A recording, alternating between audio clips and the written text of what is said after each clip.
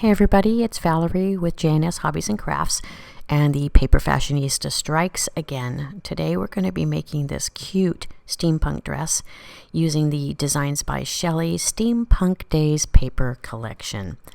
This paper collection is absolutely adorable, and hopefully I'm going to be using it again on another project soon. It has gears and stripes and top hats and locomotives and the cutest steampunk owl.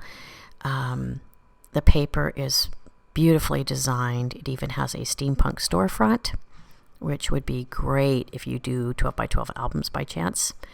There are butterflies and timepieces and everything you could ask for in this paper. I'll be using the roses and the stripes. The stripes are going to be an underskirt. This is actually a two-part skirt. And I also do one with a one-part skirt. We're going to use the flowers for the top part of the skirt, and you will need two pieces. And the pad comes with two pieces. I'm not sure if I'm going to use this piece or the piece with the timepieces yet for my bodice. I'll let you know later on. We also have this great paper that has like alligator texture. And there's brown and there's black. And I'm going to be using our leather texture today for the corset that goes with the dress. There is a pattern that you can download online. It will be located on our Facebook after I release the tutorial, and it has the bodice and the two-part skirt, shows you how to lay it out. It has a corset and instructions on how to make the corset, and then a tiny little top hat. And throughout the process, I'll be showing you how I'm using these. We're going to lay out the underskirt first, and since the underskirt hangs out underneath of the main skirt, two of the side pieces I can make shorter, and that means I only have to use one piece of the paper out of the pad. If you do something that cannot be moved upside down, like cannot be used reverse, here's a demo of how that skirt's going to look. I had to make one first to see if it was going to look right. Those short pieces are going to go back there. But if you're using a pattern that doesn't have, that can't be upside down, you'll have to use two pieces. This is the piece that I'm using for the upper skirt. And the back half of the skirt is four pieces, all the same length. And we'll scallop those later on. I use a ruler to keep it straight. So one upside down, one right side up, one upside down, one right side up on the first sheet. And then the second sheet we will use for the front part that scallops up. And there's a second tutorial piece for that. Pattern piece, excuse me. And these need to be cut one face up and one upside down, or they will not scoop properly in the front of the skirt. So here are all the underskirt pieces that I cut. I set those aside, and here are the four back pieces of the skirt that I cut that I'm going to cut the scallops out of in a minute. And then I have the separate front pieces that I also cut out that have scallops. So cut that scallop out and make sure that all four pieces looks like that in the back.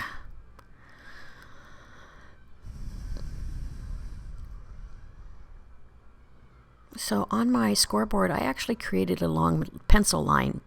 And the reason I did this is because once you make the little marks for your pleats for your underskirt, you don't have to run them down the whole piece. You can just make the little score marks at the top, and then turn it over and make the little score marks at the bottom. And then if you put the little pleat lines on your scoreboard where you made that line, you can just follow that line with your marks. I'll show you that in just a second. So there's my first pleat at the top. I run it down and match it to the bottom with that line I put on my scoreboard. And then I just go ahead and run the score, and then I can just move the next pleat line and score the next one too. There should be a total of 5 pleats when you're done.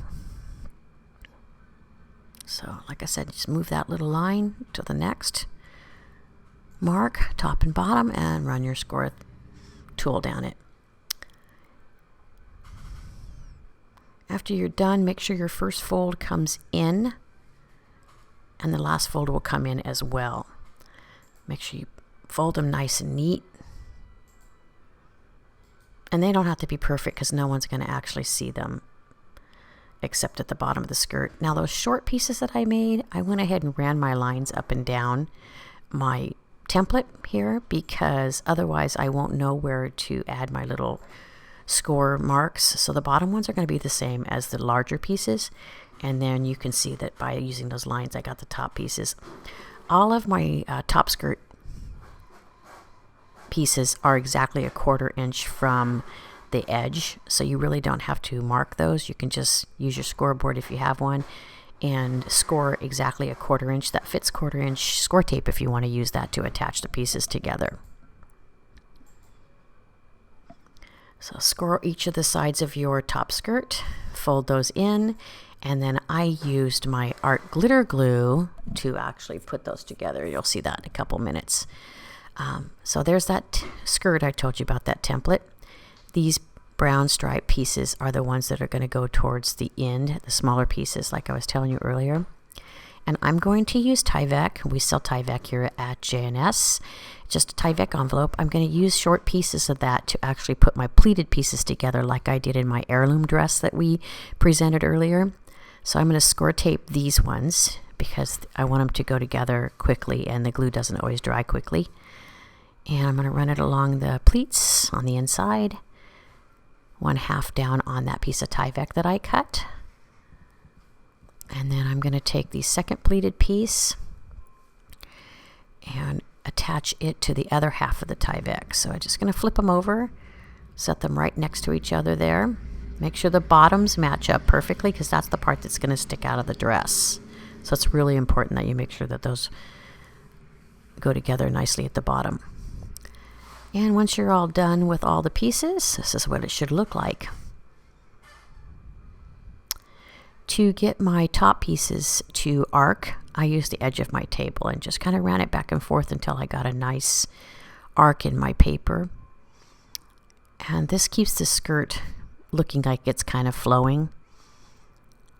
And I used my art glitter glue, like I said, to attach those together.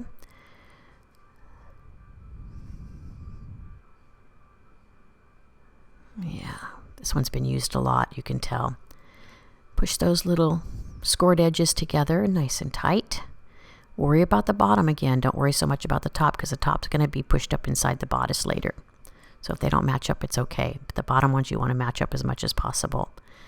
And there is my skirt before I glue the last edges together. I'm going to put a little extra glue in some of those cracks that didn't go together very well. I'm going to suggest to you that you do not put your underskirt in until you put your lace along the bottom of this piece. I put mine in ahead of time and had a really hard time putting my lace underneath of it. So once again, I'm going to suggest that you put that piece in, that brown piece in, after you put your lace around the bottom of your top skirt.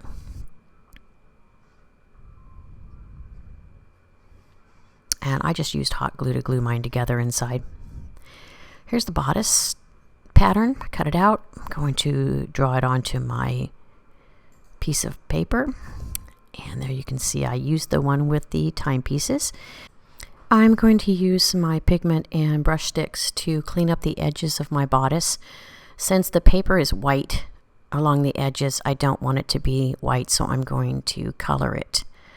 And that way it'll look a little more finished and polished along the edges. So you can see here that I'm just going to take it and go along the edges so the white doesn't show there.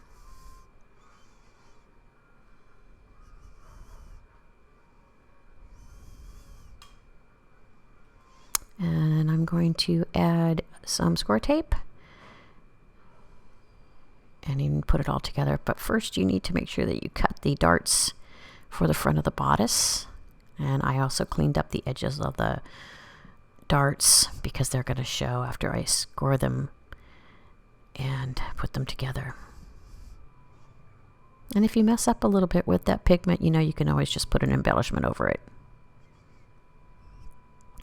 So I'll glue all my bodice together, and there's my top.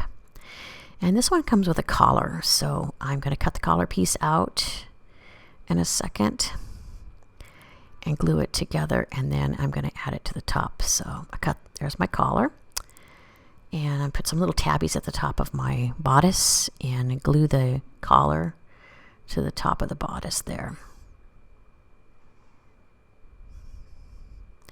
And here's the lace that I used to trim the bottom of my dress. And actually, I used exactly 1 yard of this lace, but I cut them apart at the bottom there because I needed it to curve. So as you can see, I cut between the pieces of lace so that it would curve along the bottom of my skirt. And there it is. I actually added it all the way around. Turned out really nice. I did a little pleat in that front part instead of cutting it. I cut out some tabs at the top of the skirt and added some Scor-Tape and then pressed it against the bodice inside so that the bodice would stay attached to the skirt. This worked the best for me out of everything that I've tried so far to get these little bodices attached to the skirt. There you go. So now we are going to make the corset, and you need to make sure that you cut 2 of these, but one has to be turned over or they won't fit together properly. And I'm using our leather. So here's my template one that I made earlier.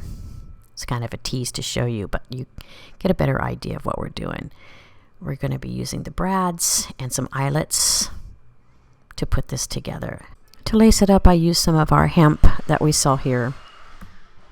So after we laced it up, it turned out really cute. I'm going to add some Holtz Buckles to the straps, and the buckles are actually going to sit just below the sleeves. These are the buckles that I used. They're so cute. I cut the tops of my buckle straps and placed them in so they look like they actually buckle up, but they are buckled up. I mean, they're not glued in or anything. They're all put in with brads and buckled up with the holes. And here's our little corset. The back of it has a piece of tape right now holding it together, but I hot glued it.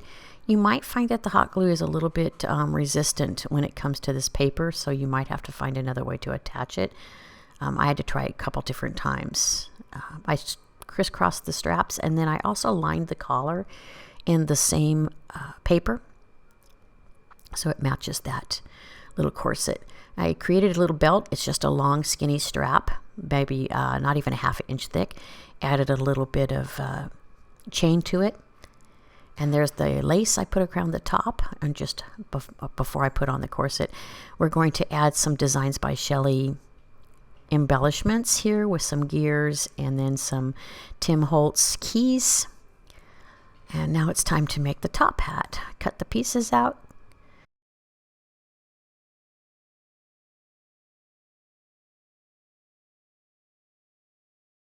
And glue it all together and add myself a little gear and some strip of leather. The dress is being held up by the cutest Holtz hanger. This is actually what inspired these dresses to begin with. So now we've put on our little gears. As you can see, the Designs by Shellie wood laser gears. One little Holtz key at the top of the dress there.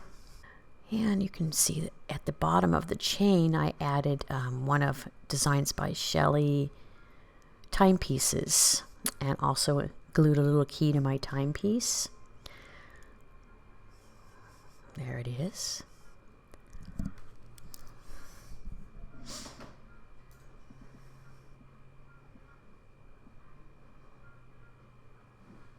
And on the other side, I put some gears. Made them kind of look like they were actually geared together there. These turn out so cute when they're done, and they stand about 14 inches tall. So before I actually made this dress, I made a demo dress, and I didn't know that I was going to be doing a second video for it. So here's the skirt for that dress. It's the same scoops that we made the top part for, only we didn't do the front curves. And I embellished it with some bling. I just cut it into smaller strips, as you can see here, and attached it to where the seams are.